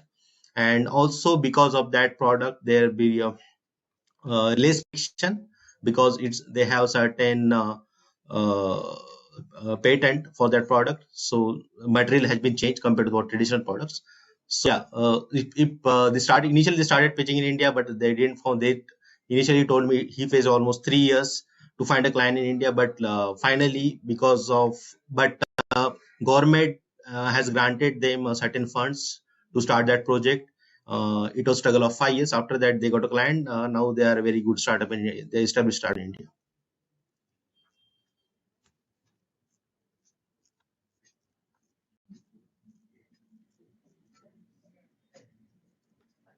Thanks, Nilesh, for that insight. Kiran, do you want to ask the final question? We are coming towards the end of the session. Thanks, Riza. Maybe I will do that. The RISE roundtables are not really panels, though we tend to use the word speakers. We think of it as thought leaders and as experts, because that's the way we expect that we will get insights that will take us forward. And therefore we kind of focus on 3 C's, as we call it. Challenges, capabilities, and then collaboration. Because ultimately we want outcomes that can be taken further than that. So I think two things are there. And the second thing I wanted to kind of say is that we always should have the voice of the people we're talking about. So we don't have an entrepreneur here precisely because I'm the entrepreneur sitting on the table. Yeah. So and I can tell you, it is really tough. I can tell you from an entrepreneur voice now, not just about as a RISE convener, but also as an entrepreneur. It's really tough, and it's not that you can blame someone or anything like that. Just to get an appointment, and even after you go through the grill, as you know, Naresh also kind of brought up, you go through the grill, go for the meetings, go for the presentations, go for get the introductions by somebody who whatever it might be, right? Just to fix that appointment with the right person who can take a decision. And that's the key, right? Who is the decision maker ultimately? Is it the department, the procurement department? Is it the line function that is going to decide on this? Is this some senior, DNI head is going to sign off on these? I think that's the other big gap that I want to kind of maybe point out over here. You can really go round in circles even after you have made that connect. First, the connect itself is extremely difficult, okay? And even after you make that connect, to find out who is the real person who can make that decision to give you an order. You can give all the specs you want in the world, you can give all the documents in the world, you can be recommended even by WeConnect for that matter, right? And still you'll end up having that it's over. I mean, you're in a black hole and you don't know where to go next or what to do next. So I think I would take this opportunity to really kind of point that out, that that corporates really need to make a bigger effort to make it a little more simpler for women entrepreneurs to be able to understand their supply chain.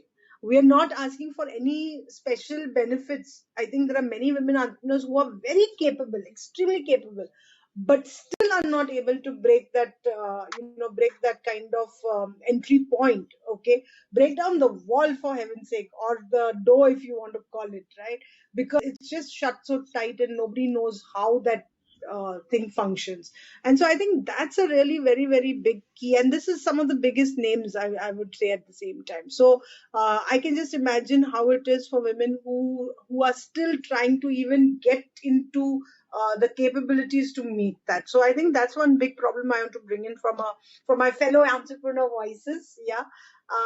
And last thing, as I said, to go back to the three C's, any last word from all of you on these three C's, challenges, capabilities, and collaboration. And you could focus on any one of them as a quick last word, both as a advice, suggestion to entrepreneurs like me, but also, in general to corporates and other stakeholders who are looking to build this ecosystem. Yeah.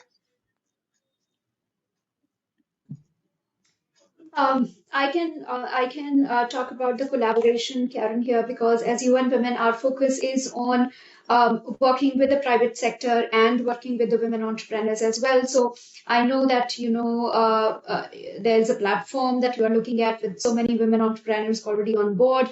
Would like to take this conversation to see that how we can join hands in terms of facilitating those opportunities for women. So all for it. I think we have not covered a point called economic viability because like a lot of entrepreneurs, they're facing challenges of funds. So if you check the interest rate in India, is almost for like Mudra loan or any other loan, it will be difficult to go for them. And also there is a limitation on the fund. Banks are not ready to give need collateral and all. For the certain startups like women face startup, they can reduce the interest rate not by 0.25 or 0.5%, but it should be less than 5% or something like that, so that they can get a benefit. And also companies need to assess the suppliers based on their financial stability, promoting a fair pricing and payment terms, and so that to foster the collaboration and build a sustainable journey with that company. So that development of SAP in SMEs or MSMEs are required, and it should be a value of money, and it is helping to reduce the total cost of ownership of the product.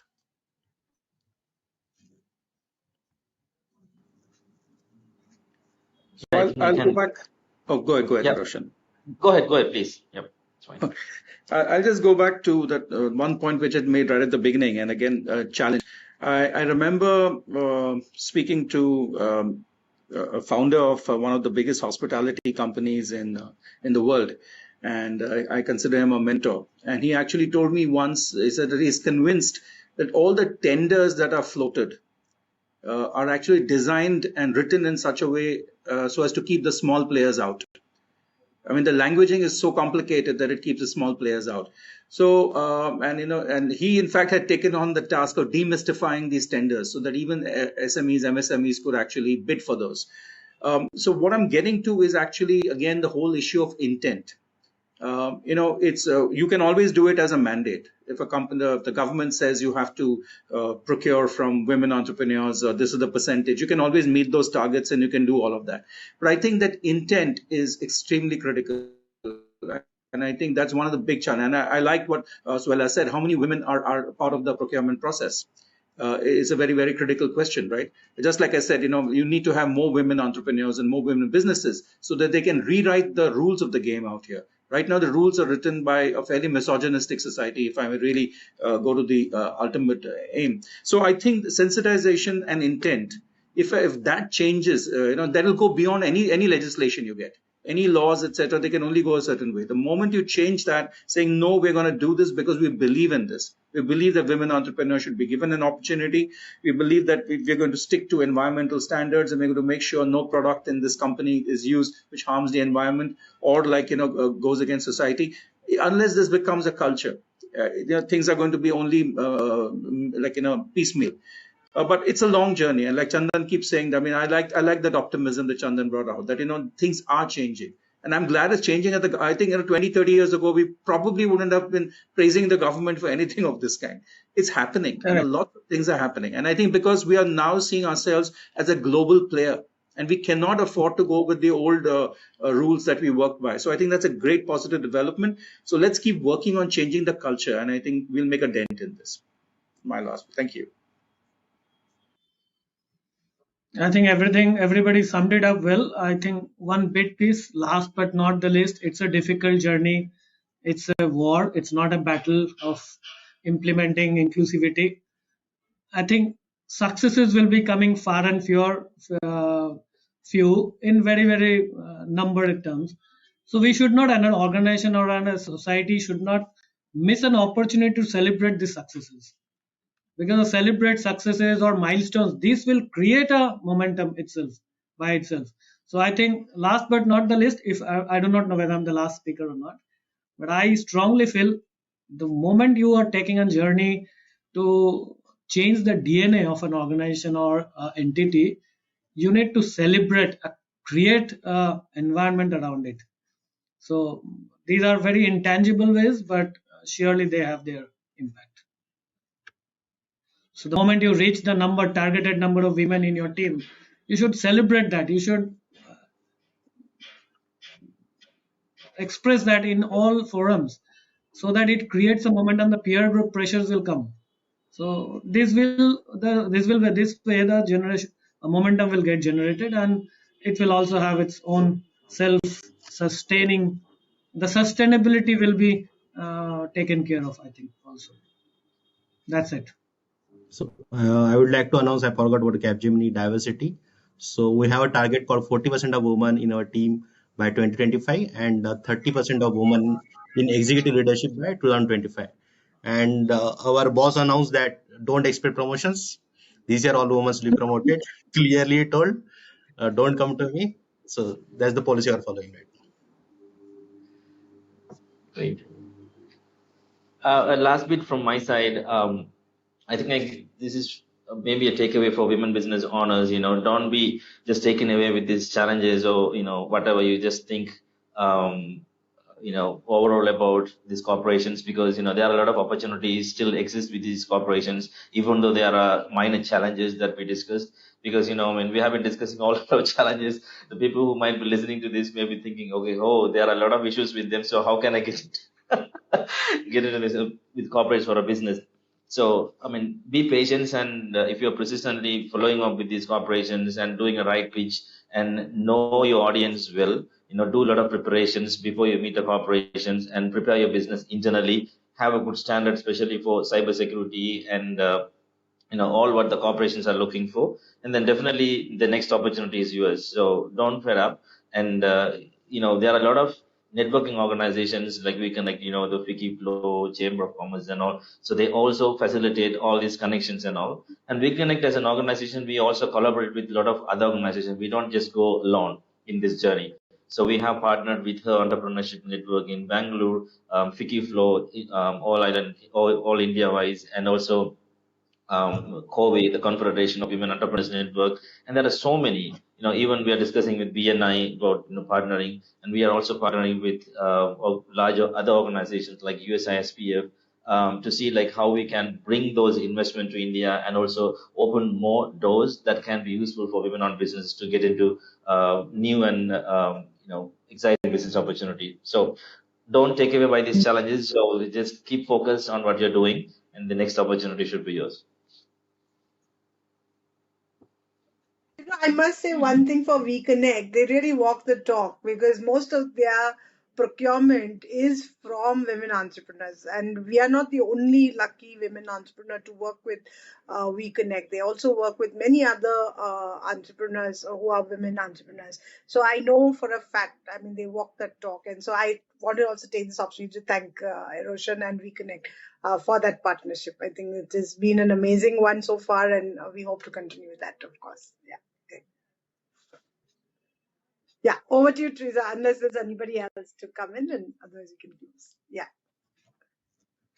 Great. Thank you, everyone. This was a wonderful roundtable with a lot of even controversial conversations just getting started. Anybody who wants to take these conversations offline, I am happy to share the details of the other person, and we can definitely have an informal offline conversations of practices in the corporate sector for sure. Yeah, and thank you so much for making time and sharing really critical insights and information. And And I think it has been a wonderful 2 hours. It just flew away, and I'm hoping to for continued association with all of you in more roundtables that will come in with Rise World Summit and in between as well. Yeah, thank you everyone. We are ready to go offline. Thank you. Thank Thank you, you. Latika.